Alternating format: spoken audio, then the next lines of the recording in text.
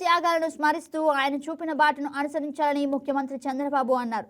క్రైస్తవులకు సంక్షేమం, ఆర్థిక చేయూత అందించి తమ ప్రభుత్వమేనని పేర్కొన్నారు. విజయవాడ A+ కన్వెన్షన్లో జరిగిన రాష్ట్ర ప్రభుత్వ ఆధ్వర్యంలో నిర్వహించిన సెమీ క్రిస్మస్ వేడుకల్లో ముఖ్యమంత్రి చంద్రబాబు పాల్గొన్నారు. క్రిస్మస్ కేక్ కట్ చేసి మత పెద్దలకు తినిపించారు. అనంతరం కొవ్వొత్తులు వెలిగించారు. క్రిస్మస్ వేడుకల్లో పాల్గొనడం ఆనందంగా ఉందని, ప్రపంచంలో జరిగే అతిపెద్ద పండుగ క్రిస్మస్ అని సీఎం చంద్రబాబు అన్నారు. ప్రపంచానికి ప్రేమ, శాంతి, సేవ అనే శాశ్వత విలువలను అందించిన యేసు సందేశం ఎప్పటికీ మార్గదర్శకమని సీఎం కొనియాడారు.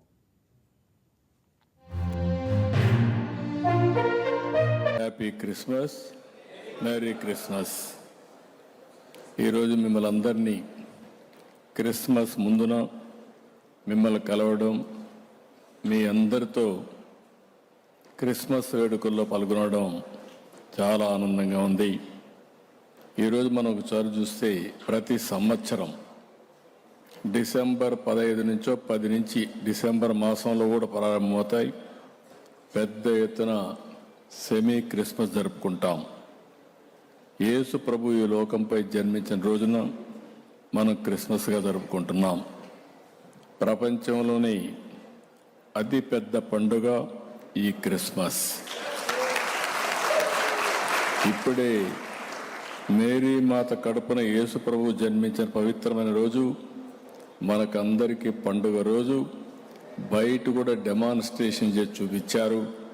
అంటే మళ్ళీ ఒకసారి మనందరికీ రిమైండ్ చేయడం, ఏ విధంగా ఒక త్యాగశీలి ఈ భూమి మీదకి వచ్చాడో, యేసు ప్రభు ఏ విధంగా ఈ భూమి మీదకి వచ్చాడో అవన్నీ మళ్ళీ నెమరు వేసుకునే సమయం ఇది.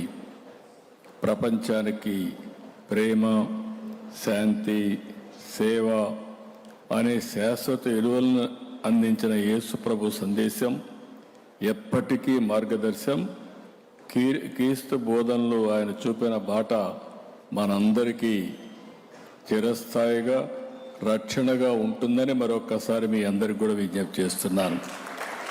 పశువుల పాకలో పుట్టి గొర్రెల కాపరిగా పెరిగిన ప్రజారక్షకుడు యేసు, నమ్మిన సిద్ధాంతం కోసం బలిదానానికి సైతం వెనుకాడని క్రీస్తు గొప్పతనం ప్రతి ఒక్కరూ స్ఫూర్తిని పొందాల్సిన అవసరం ఉంది.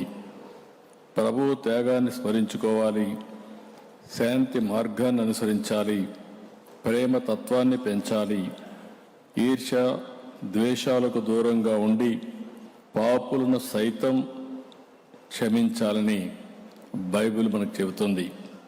క్రైస్తవ సంస్థలు సమాజ సేవలో ఎంతో కీలకంగా ఉంటారు. క్రైస్తవం అంటే మనకు గుర్తొచ్చేది సేవ. నేను చాలాసార్లు చెప్పాను, పాఠశాలలు, కాలేజీలు, ఆసుపత్రులు ఆ రోజు ప్రభుత్వం పెట్టలేని సమయంలో ఆ సంస్థలను ఏర్పాటు చేసింది క్రిస్టియన్ ఆర్గనైజేషన్స్ మన ఆంధ్రప్రదేశ్లో. ఈ వీడియో మీకు నచ్చినట్లయితే లైక్ చేయండి, షేర్ చేయండి, మా ఛానల్కి సబ్స్క్రైబ్ చేయండి.